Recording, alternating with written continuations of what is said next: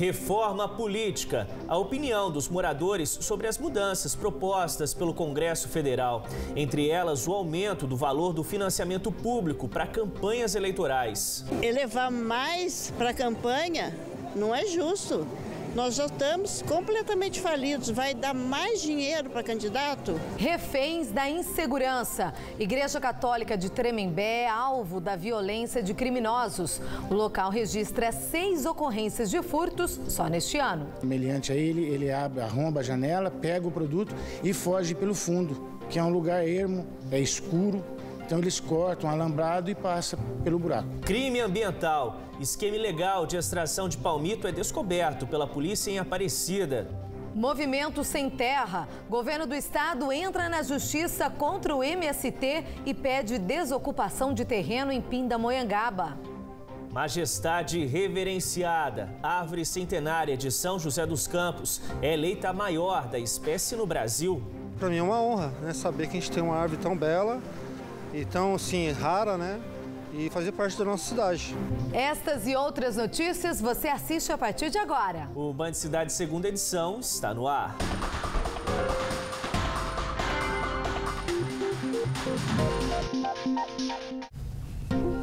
Olá, muito boa noite. Boa noite para você. Em meio à crise econômica, o Brasil enfrenta também uma crise no sistema político. A reforma política é uma necessidade urgente, mas as mudanças propostas têm gerado polêmica. Entre os principais pontos debatidos está a criação de um fundo público para financiar campanhas políticas e o voto distritão. Essas duas mudanças podem mudar radicalmente a forma de eleger deputados e vereadores no Brasil. Os candidatos a uma cadeira nas câmaras municipais de todo o Brasil nas eleições de 2020 podem ser escolhidos de uma maneira diferente. Hoje, os vereadores são eleitos com a soma dos votos recebidos, mais os votos da coligação de partidos em que estão inseridos. Se o projeto de reforma política for aprovado pela Câmara Federal, seria adotado o distritão, sistema em que o candidato mais votado é eleito. Um elege com 1 milhão de votos e leva gente que não teve nenhum voto. Não é justo, cada um com o seu voto. Eleger quem a gente quer e lá ter o que a gente quer. De repente tem lá um que a gente nem conhece e pode ser ruim para nós. A gente tem que votar e ter o que a gente precisa lá dentro para defender a gente também. O projeto precisa ser aprovado em 2 turnos por pelo menos 308 deputados federais. Depois segue ao Senado, onde vai precisar do voto de no mínimo 54 senadores. Para a reforma política ser colocada em prática já nas próximas eleições, precisa ser aprovada até o dia 7 de outubro. O presidente do Legislativo em Tremembé considera o distritão positivo, porém também destaca alguns pontos negativos. Favorece quem já está atuando, quem já está no cargo, quem já tem um trabalho, dificulta pessoas boas, pessoas novas, pessoas que têm vontade de contribuir com a democracia, que querem concorrer a um cargo. Fica muito mais difícil para quem é novo conseguir colocar o seu nome à disposição, né, uma vez que o período eleitoral ficou muito curto, 45 dias só. O presidente da Câmara de Taubaté também pensa dessa forma. No entanto, acredita que o melhor sistema seria o distrital, que existe em países como Estados Unidos e Canadá. Nele, a cidade é dividida em regiões de acordo com o número de vereadores. Cada distrito elegeria um candidato que seria responsável por aquela área. Taubaté são 19 vereadores.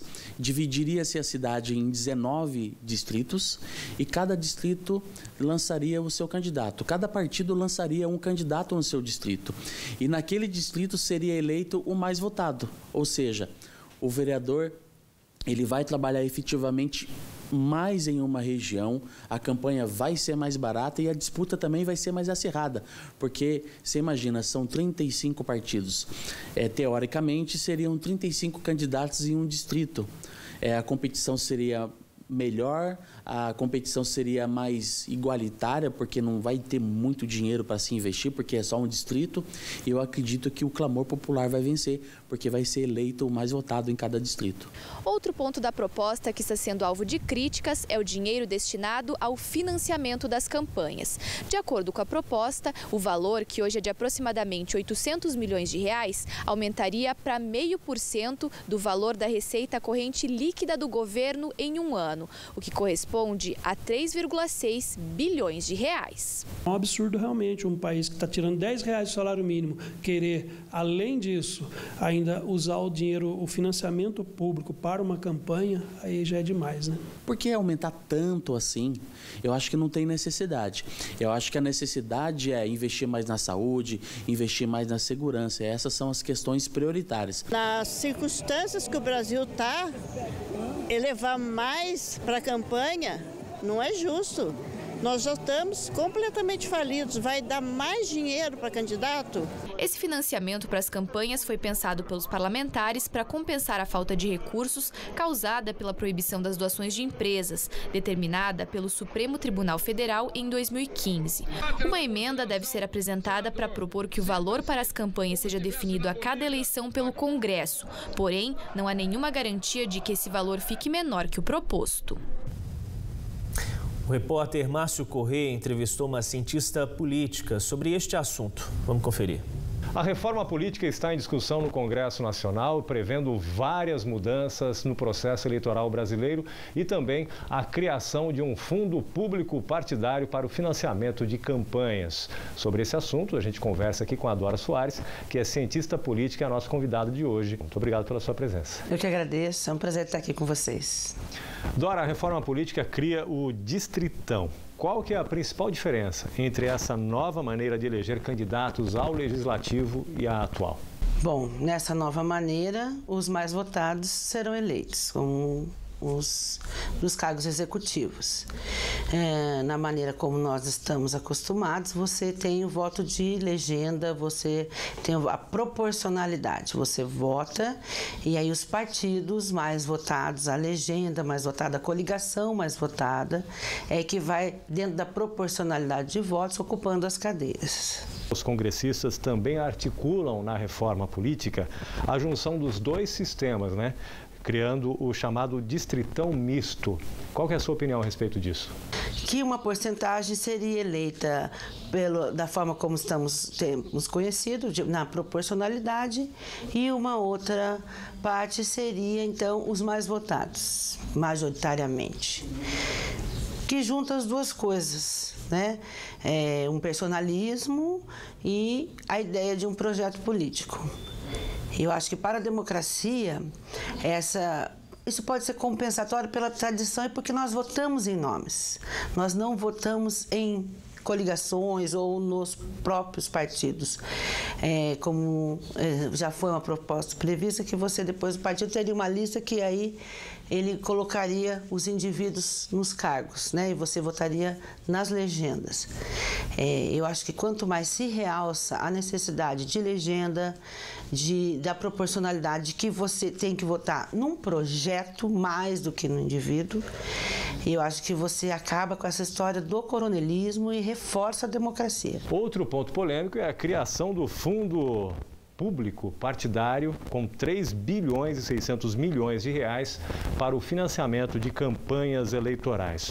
Qual que é a tua opinião? O que você acha desse fundo? Eu sou absolutamente a favor do financiamento público de campanha, mas essa quantia já demonstra a falta de caráter e a má intenção do poder público em fazer da campanha política uma campanha de marketing e concordar com as agências de propaganda de que vendendo sabonete ao político, o que interessa é que venda e não é venda. Para a democracia você tem que discutir ideias, você tem que ampliar a participação.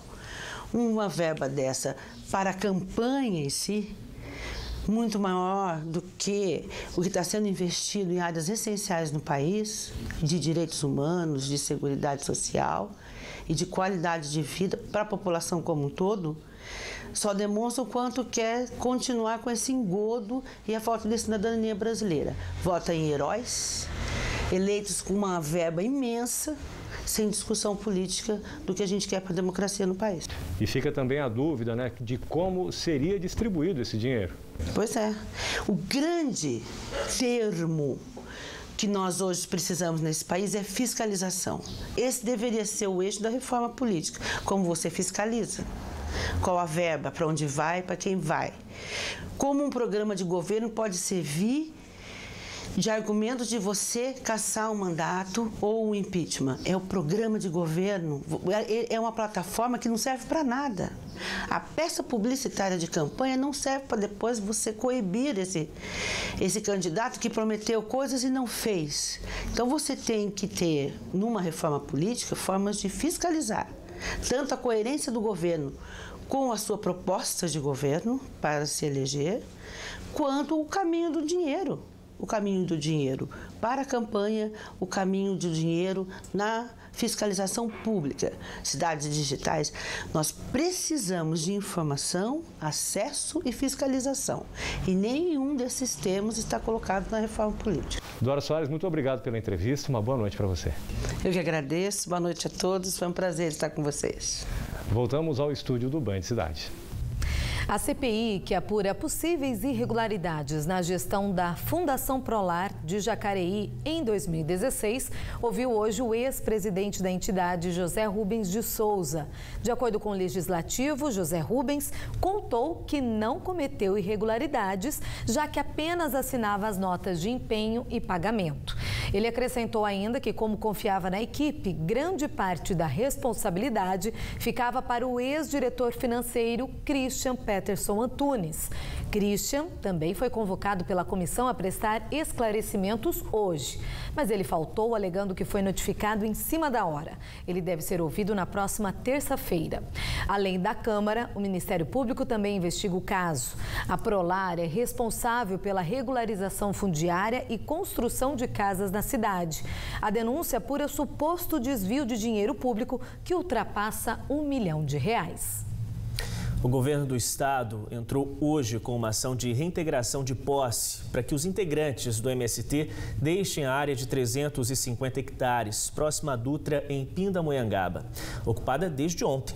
O terreno pertence à Agência Paulista de Tecnologia dos Agronegócios, ligada à Secretaria Estadual de Agricultura. O governo disse que tem vários programas de apoio à agricultura familiar e que tem mantido diálogo com os movimentos sociais, mas que não aceita a ocupação ilegal. O MST disse que ainda não foi informado da decisão do Estado. Em 2015, esta mesma área já foi ocupada pelo grupo. A polícia de Ubatuba pediu a prisão temporária do marido envolvido no acidente que matou carbonizada uma mulher na Serra da Oswaldo Cruz. Nas investigações foi descoberto que a vítima já havia registrado 2 boletins de ocorrência contra o homem. Na madrugada de domingo, o casal e o filho de 1 ano seguiam para o litoral norte quando o veículo teria tido uma pane elétrica. O motorista alegou que perdeu o controle da direção e o carro tombou após bater numa mureta de concreto. O banco de trás, onde estavam a mulher e a criança, começou a pegar fogo. O motorista disse que conseguiu retirar do veículo apenas o filho. A família era de São Paulo. Um esquema de extração ilegal de palmito foi descoberto hoje pela Polícia Federal em Aparecida. Os criminosos chegavam a extrair cerca de 2.000 palmeiras por semana. E a extração normalmente era feita durante a madrugada para não levantar suspeitas. Um homem foi preso. Mais de 100.000 frascos de palmito foram apreendidos. Outros 100 potes foram apreendidos e outros 100 vazios também foram levados. Segundo as investigações, os recipientes para o armazenamento do produto eram recolhidos em restaurantes sem nenhuma preocupação com a higiene. Depois do intervalo, pais passam a madrugada na fila em busca de vagas em escola estadual de São José dos Campos. E ainda a igreja de Tremembé é alvo de criminosos. Só neste ano, o local foi invadido 6 vezes. Hora certa para você, 7h04. Band Cidade volta em instantes.